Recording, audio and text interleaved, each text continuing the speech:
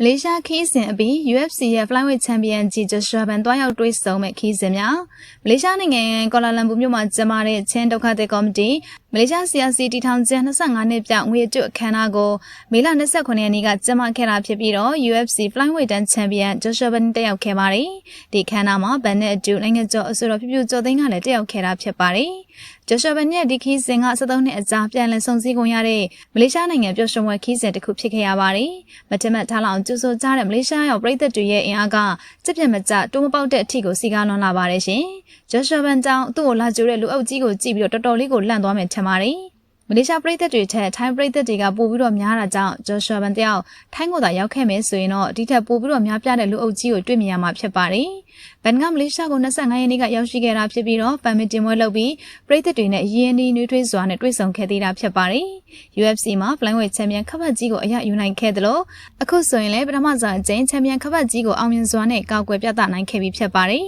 ။ဒီလိုအချိန်မှာမြန်မာပြည်ပွား Joshua Ban အနေနဲ့မြန်မာပြည်ကိုပြန်လာပြီးတော့မြန်မာပြည်သက်တွေနဲ့တွေ့ဆုံခြင်းနဲ့ဆန္ဒတွေရှိပေမဲ့လောလောဆယ်မှာတော့အခြေအနေအကြောင်းအရရကြောင့်မဖြစ်နိုင်သေးပါဘူးရှင်။ UFC လို့ကမ္ဘာစင်မြန်ချမ်းမှာမြန်မာပြည်ပွား Champion တယောက်ရှိနေတဲ့ဆိုတာကတော့တကယ့်ကိုဂုဏ်ယူရဂုဏ်ပြုတိုက်ပါတယ်။ဘန်ကလက်ရှိမှာမလေးရှားကနေတဆင့်အိန္ဒိယနိုင်ငံကိုတွားရောက်မှာဖြစ်ပါတယ်။အိန္ဒိယနိုင်ငံမီဇိုရမ်ပြည်နယ်အိုက်ဇောလ်မြို့မှာမြန်မာနိုင်ငံသားဒုက္ခသည်အများအပြားခိုလုံနေတဲ့နေရာလည်းဖြစ်ပါတယ်။အိန္ဒိယနိုင်ငံမီဇိုရမ်ပြည်နယ်ကပြည်သက်တွေကလည်း Joshua Ban လာမယ့်ခီးကိုမျှော်လင့်နေကြပါပြီ။ဘန်က Mizoram State Mixed Martial Arts Association MISMA ရဲ့ဖိတ်ကြားချက်အရ